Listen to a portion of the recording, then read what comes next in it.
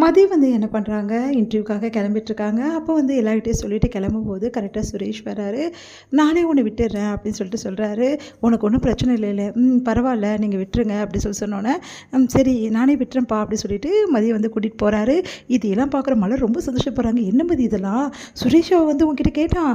அப்படி பின்ன நானா கேட்டேன், அவர் தான் வந்து கேட்டார் அப்படின்னோடனே, "ஓ அப்படியா? எனக்குலாம் இவ்வளோ சந்தோஷமாக இருக்குதும்மா.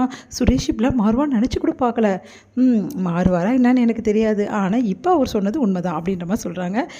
சரி, ஓகே ஓகே, சரி சுரேஷ் கூட சந்தோஷமாக போயிட்டு வா, அவர் கூட ரொம்ப சந்தோஷமாக, நீங்கள் வேறு அப்படின்னோடனே, "என்ன மதி இப்படி சொல்கிறேன்னொன்னே, போயிட்டு வரேன் அவ்வளோதான்" அப்படின்னோடனே, "சரி சரி இப்போ அப்படி தான் சொல்லுவேன், கொஞ்சம் நாளில் பாரு, கண்டிப்பாக வந்து நல்லது நடக்கும்" அப்படின்னு சொல்கிறாங்க. சரி பாய் அப்படின்னோடனே ஆல் த பெஸ்ட்னு சொல்லிட்டு அனுப்புகிறாங்க. இங்கே வந்து 2 பேருமே வந்து வண்டியில் வந்துக்கிட்டே இருக்காங்க. அப்போ சுரேஷ் வந்து, "ஒரு மாதிரி பதட்டமாக இருக்கியா, டென்ஷனாக இருக்கியா?" அப்படின்னு சொல்லிட்டு கேட்குறாரு.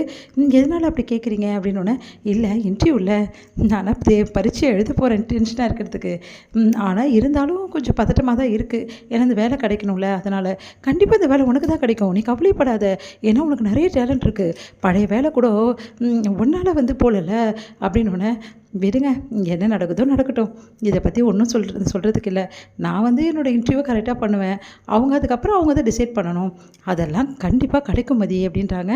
சந்தோஷமாக இருக்குது நம்ம மதிக்கு. இவரை இது இப்படி பேசுகிறது அப்படின்னு சொல்லிட்டு, சரி இங்கே பாரு, உட்காரும்போது கொஞ்சம் சரியாக உட்காந்துக்கோ, ஏன் இப்படி உட்காந்துருக்கேன்னொன்னே, பரவாயில்ல கம்பி பிடிச்சிருக்கேன்ல, பரவாயில்ல தோள்பட்டை பிடிச்சிக்கோ, ஏன்னா கையில் வந்து ஃபைல் வச்சுருக்க, கீழே விழுந்துட்டா என்ன பண்ணுறது அப்படின்னோடனே மதி யோசிக்கிறாங்க. "அதெல்லாம் யோசிக்காத, பிடி" அப்படின்னோடனே முதல் முறையாக வந்து சுரேஷோட அந்த தோள்பட்டையை மதி வந்து பிடிக்கிறாங்க. உடனே சுரேஷ்க்கு வந்து அப்படியே வந்து அந்த கண்ணாடியில் பார்த்து ரொம்ப சந்தோஷப்படுகிறாரு. அப்படி பார்த்துக்கிட்டே இருக்காரு மதியை. அடுத்து வந்து சரி ஓகே இல்லை அப்படின்னு, ஓகே அப்படின்றாங்க.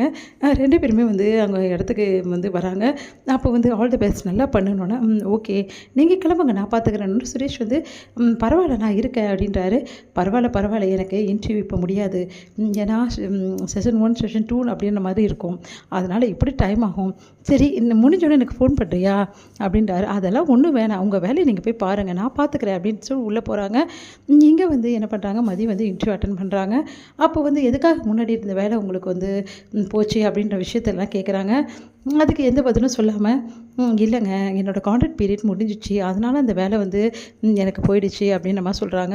"ஓ அப்படியா" அப்படின்னு சொல்லிட்டு, சரி உங்களை பற்றின டீட்டெயில்ஸ்லாம் வந்து எல்லாத்தையும் கொடுங்க அப்படி சொல்லிட்டு நிறைய கொஸ்டின் வந்து அவங்கக்கிட்ட கேட்குறாங்க. மதியம் நிறைய ஆன்சர்ஸ் வந்து சொல்லி முடிக்கிறாங்க.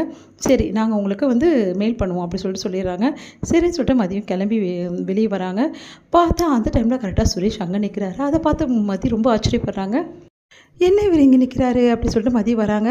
"என்ன ஆச்சு இங்கே நிற்கிறீங்க" அப்படி சொன்னோன்னே, "உனக்கு முடிஞ்சிடும்னு நினச்சேன், அதான்." "இல்லையே அப்போது இவ்வளோ நேரம் இங்கே தான்." இல்லை அப்படியெல்லாம் இல்லை, நான் வேறு ஒரு வேலையாக போயிட்டு அதுக்கப்புறமா நான் வந்துட்டேன். ஏன்னா உனக்கு முடிஞ்சிடும்னு நினச்சேன், உனக்கு ஃபோன் கூட பண்ணேன்." "இல்லை உள்ளே இன்டர்வியூ பண்ணும்போது ஃபோனை சைலண்ட்டில் போடணும், அதான் போட்டுருந்தேன்" அப்படி சொல்லிட்டு எடுத்து பார்க்குறாங்க. "ஆமாம் நீங்கள் பண்ணியிருக்கீங்க" அப்படின்னோடனே, "அதான் இன்டர்வியூ என்னாச்சு" அப்படி சொல்லிட்டு கேட்குறாரு. "இன்டர்வியூ சொல்கிற பற்றி ஒன்றும் இல்லை, சொல்கிறேன்னு சொல்லியிருக்காங்க. இந்த மாதிரி இன்டர்வியூலலாம் இப்படி தான் சொல்லுவாங்க. அதுக்கப்புறம் அவங்களுக்கு ஓகே, அவங்களுக்கு வேலை வேணும், ஆள் வேணும் அப்படின்னு சொல்லிட்டு தான் அதுக்கப்புறமா யோசனை பண்ணிவிட்டு அந்த வேலைக்கு வேறு போஸ்டிங் யாரும் வரல அப்படின்னா நம்மளுக்கு கால் பண்ணுவாங்க" அப்படின்னோடனே, "ஏன்னா நீ இப்படி சொல்கிற, எவ்வளோ வேலை பார்த்துருப்பேன், எல்லாமே இப்படி தாங்க" அப்படின்னு சொன்னோன்னே, "சாரி மதி" அப்படின்னோடனே, "சாரியா எதுக்கு?" "இல்லை என் மாமாவால் தானே உனக்கு இந்த ப்ராப்ளம், இல்லைன்னா நீ அதே வேலையில் இருந்திருப்பல, அது மட்டும் கிடையாது பர்மனெண்ட்டும் ஆயிருப்பல" அப்படின்னோடனே, "வேணாங்க அதை பற்றி எதுவும் பேச வேணாம் ப்ளீஸ்" அப்படின்றாங்க.